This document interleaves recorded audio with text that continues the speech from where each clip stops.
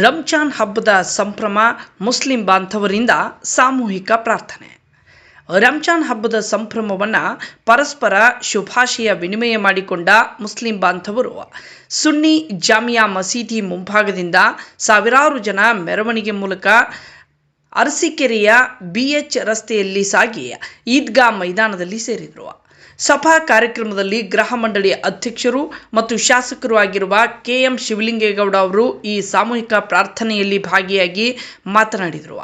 ರಂಜಾನ್ ಪವಿತ್ರ ಹಬ್ಬವು ಎಲ್ಲರ ಜೀವನದಲ್ಲಿ ಸುಖ, ಶಾಂತಿ ಮತ್ತು ನೆಮ್ಮದಿಯನ್ನು ತರಲಿ. ನಾವೆಲ್ಲ ಸೇರಿ ಒಟ್ಟಿಗೆ ಪ್ರಾರ್ಥನೆ ಮಾಡೋಣ. ಭಗವಂತ ಒಬ್ಬನೇ ನಾನಾ ರೂಪದಲ್ಲಿ ಅವತಾರದಲ್ಲಿ ಕಾಣಿಸಿಕೊಂಡಿದ್ದಾನೆ. ನಾವೆಲ್ಲ ಮಾನವರಾಗಿ ಬಾಳುವ ಅವಶ್ಯಕತೆ ಇದೆ. ಮಾನವ ಜನ್ಮ ಅತ್ಯಂತ ಶ್ರೇಷ್ಠವಾದದ್ದು.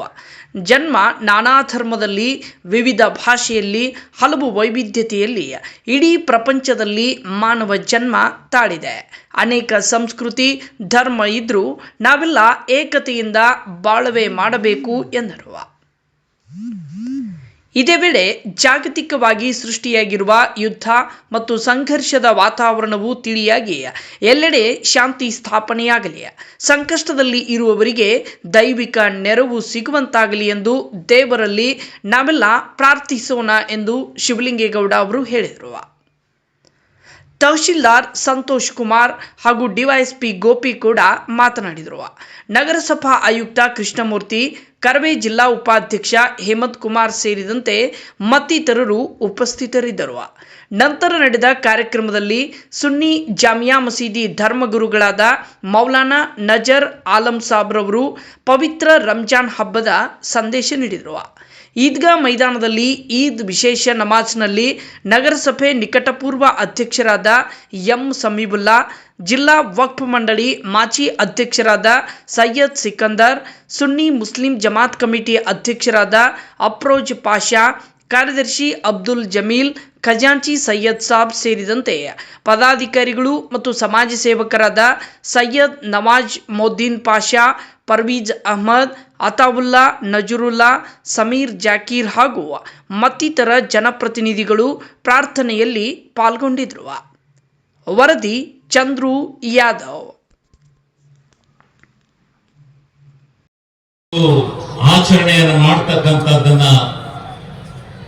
ಈ ಮಾನವ ಜನ್ಮಕ್ಕೆ, ಮಾನವ ಕುಲಕ್ಕೆ ಏನು ಆ ಭಗವಂತ ಕೊಟ್ಟಿದ್ದಾನೆ, ಅದು ನಾವು ಅತಿ ಶ್ರೇಷ್ಠವಾದಂತ ಜನ್ಮ ಅಂತಕ್ಕಂಥದ್ದನ್ನು ನಾವು ತಿಳ್ಕೋಬೇಕಾಗುತ್ತೆ. ಅಂತ ಮಾನವ ಜನ್ಮವನ್ನು ಕೊಟ್ಟಿರ್ತಕ್ಕಂಥ ಭಗವಂತ ನಾನಾ ರೂಪದಲ್ಲಿ, ನಾನಾ ಧರ್ಮದಲ್ಲಿ, ನಾನಾ ಭಾಷೆಯಲ್ಲಿ, ನಾನಾ ವೈವಿಧ್ಯತೆಯಲ್ಲಿ ಇಡೀ ಪ್ರಪಂಚದಲ್ಲಿ ಈ ಮಾನವ ಜನ್ಮಕ್ಕೆ ಜನ್ಮವನ್ನು ಕೊಟ್ಟಿರ್ತಕ್ಕಂಥ ದಾತ ಆ ಭಗವಂತ ಒಬ್ಬನೇ.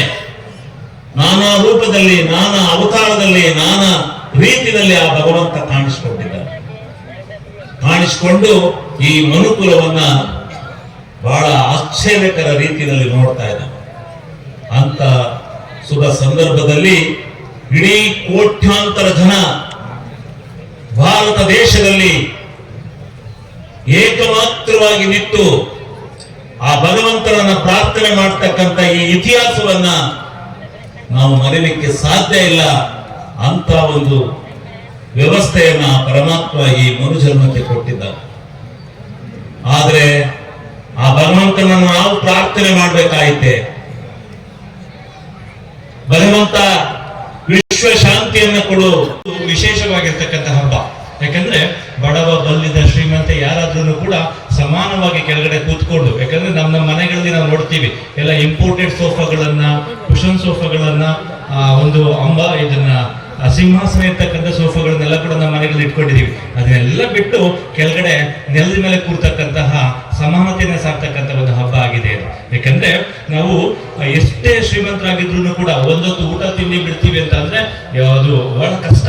ಒಂದು ಹೊತ್ತು ತಿಂಡಿ ತಿಂದಿಲ್ಲ ಅಂತಂದ್ರೆ ನೀವು ತಿಂಡಿ ತಿಂದಿಲ್ಲ, ಊಟ ಮಾಡಿಲ್ಲ, ರಾತ್ರಿ ಊಟ ಮಾಡಿಲ್ಲ, ದೊಡ್ಡ ಅದನ್ನೇ ಯೋಚನೆ ಮಾಡ್ತಿರ್ತೀವಿ. ಆದ್ರೆ ಒಂದು ತಿಂಗಳ ಕಾಲ ಕಡ್ಡಾಯವಾಗಿ ಎಲ್ಲರೂ ಕೂಡ 12 ಗಂಟೆ ಆಗ್ಲೂ ಅವ್ರು ಬರ್ತಾರೆ. ಅವ್ರ ಜೊತೆಲಿ ಪ್ರತಿಯೊಂದು ವಿಚಾರಗಳನ್ನು ಕೂಡ ಇವತ್ತು ನಡೀತಾ ಇರೋ ವಿಚಾರದಿಂದ ಹಿಡ್ಕೊಂಡು ಕಳೆದ ಒಂದು ತಿಂಗಳಿಂದ ನಿಮ್ಮ ಈ ರಂಜಾನ್ ಹಬ್ಬದ ಪ್ರಯುಕ್ತವಾಗಿ ನೀವು ಏನೇನು ಕಾರ್ಯಕ್ರಮ ಹಮ್ಮಿಕೊಂಡಿದ್ದೀರಿ, ಯಾವ ರೀತಿ ನಡೀತದೆ ಅನ್ನೋದ್ರ ಬಗ್ಗೆ ಪ್ರತಿಯೊಂದು ಡಿಸ್ಕಷನ್ ಮಾಡಿದ್ದೀವಿ. ಅದೇ ರೀತಿ ನಿಮ್ಮ ಸಹಕಾರ, ನಿಮ್ಮ ಜಮಾತ್ ಕಮಿಟಿಯ ಸಹಕಾರ ತುಂಬ ಅತ್ಯಮೂಲ್ಯವಾಗಿ ನಮಗೆ ಸಹಕರಿಸಿದ್ದೀರಾ. ಅದೇ ರೀತಿ ಶಾಂತ ರೀತಿಯಿಂದ ಇಲ್ಲಿವರೆಗೂ ನಡೆದಿದೆ. ಮುಂದಿನ ದಿನಗಳಲ್ಲೂ ಕೂಡ ನಿಮ್ಮೆಲ್ಲರ ಸಹಕಾರದಿಂದ ಒಂದು ಉತ್ತಮವಾದ ರೀತಿಯಲ್ಲಿ ನಾವು ನಿಮ್ಮ ಜೊತೆ ಸಹಕರಿಸ್ತೀವಿ ಅಂತ ಹೇಳ್ತಾ, ಒಳ್ಳೆ ಪವಿತ್ರ ರಂಜಾನ್ ಹಬ್ಬನ ನೀವೆಲ್ಲ ಸೇರಿ ಮಾಡ್ತಾ ಇದ್ದೀರಾ. ಎಲ್ಲರಿಗೂ ಒಳ್ಳೇದಾಗಲಿ. ನಮ್ಮ ಜಮಾತ್ ಕಮಿಟಿಯವರು ಒಳ್ಳೆ ರೀತಿಯಲ್ಲಿ ನಿರ್ವಹಿಸ್ತಿದ್ದೀರಾ, ಅದೇ ರೀತಿ ನಿರ್ವಹಿಸಲಿ ಅಂತ ಹೇಳಿ ನನ್ನ ಎರಡು